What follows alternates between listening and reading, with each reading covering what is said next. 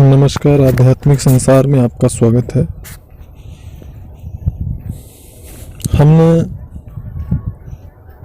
कर्म क्या होते हैं और यह किस प्रकार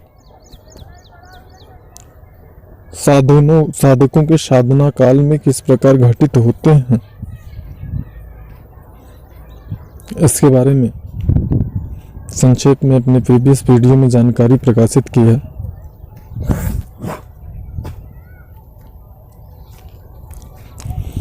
यहाँ पे हम थोड़ा सा विस्तार से प्रयास करेंगे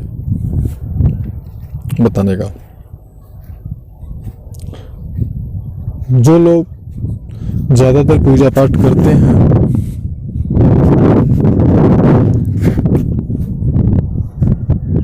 वो लोग बहुत ही ज़्यादा परेशान रहते हैं। ऐसे लोगों को आपने ज़रूर देखा होगा। जो लोग से मेरा तात्पर्य यह है कि ये 100% लोगों की बात मैं नहीं कर रहा हूँ, लेकिन हाँ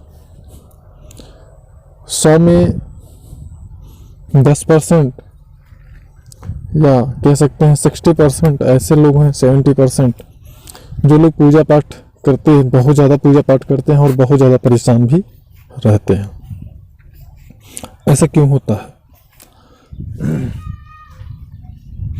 कर्मों का गूढ़ रहस्य इतना बड़ा है कि उसे बता पाना संभव ही नहीं है।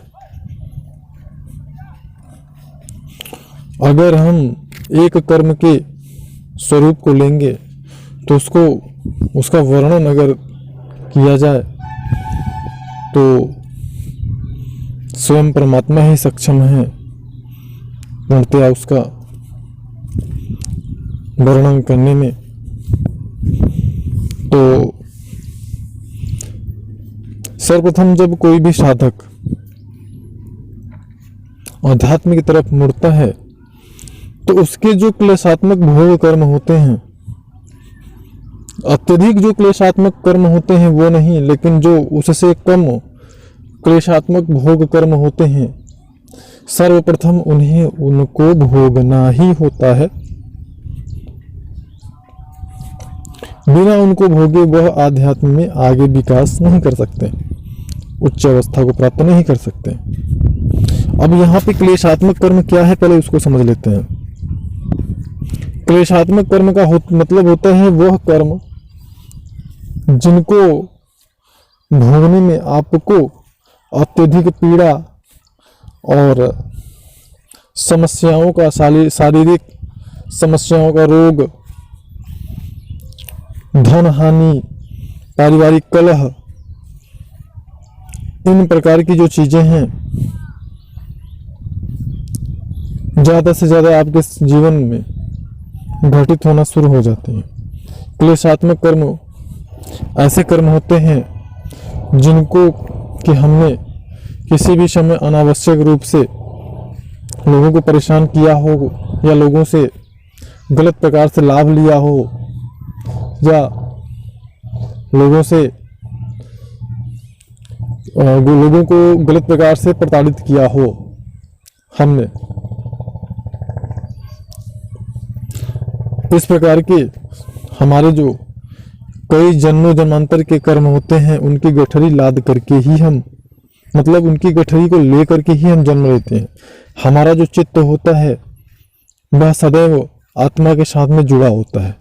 चित्त का तात्पर्य होता है, जैसे कोई किसान होता है तो किसान का जो खेत होता है, उसी प्रकार जीवात्मा जो होती है उसका चित्त उसके लिए कर्म भूमि होता है।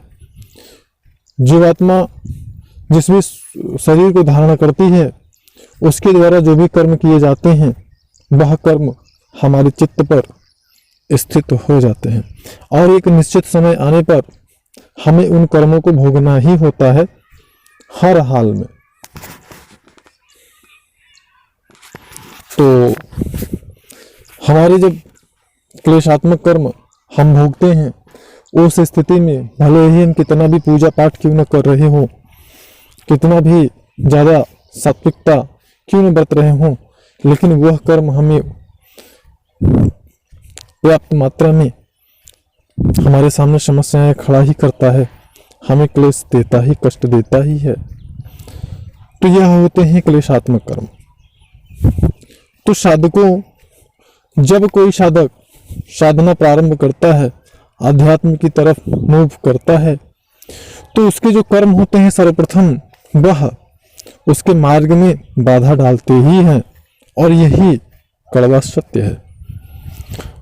कभी भी साधना काल में ये ना सोचें कि मैं इतना ज़्यादा पूजा पाठ कर रहा हूँ, इतना साधना कर रहा हूँ, लेकिन फिर भी मैं इतना परेशान हूँ। ये सब ढकोसला है, ये सब बेकार है, कोई मतलब नहीं। ऐसा कभी नहीं सोचें, क्योंकि ऐसा सोचवाने वाले आपके आसपास ही मिल जाएंगे। क्या यार क्यों कर रहे हो, ये सब बेकार है, ये ऐसा नहीं, ये वो ऐसा नहीं, वो सब बस ये जो ये इधर उधर मतलब तमाम प्रकार की चीज़ें। तो कोई भी जीवात्मा तब तक मोक्ष को प्राप्त नहीं कर सकता है जब तक कि उसके चित्त पर एक भी कर्माशय स्थित होते हैं, तब तक वह मोक्ष को प्राप्त नहीं कर सकता। तो हमने वहीं पर आपको अपने प्रीवियस वीडियो में बताया था कि यदि कोई मार्गदर्शक या गुरु आपके ऊपर शक्तिपात करता है, जैसे कि कुंडलिनी ध्यानियों के साधकों को शक्तिपात करके उनकी कुंडलिनी ऊर्ध्व की जाती है, जागृत की जाती है, चक्रों को खोला जाता है, यहाँ तक कि ब्रह्म तक को खोला जाता है, तो यह सदैव याद रखें कि उनके द्वारा जो कर्म हैं, उनके पहली चीज तो जो उनके क्लेशात्मक कर्म है वह भोगने होंगे कर्ता को, चाहे वो गुरु हो या मार्गदर्शक हो या उसका सहयोगी क्यों ना हो, गुरु भाई ही क्यों ना हो।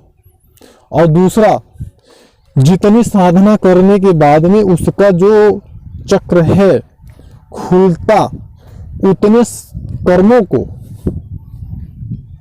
गुरु को धारण करना ही होगा, यही परम सत्य है।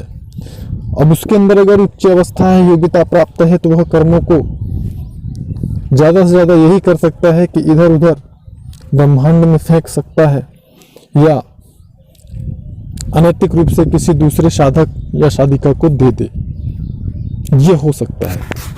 लेकिन उन कर्मों को भोगा जाना यह निश्चित है, यही परम सत्य है, इसे कोई टाल नहीं सकता।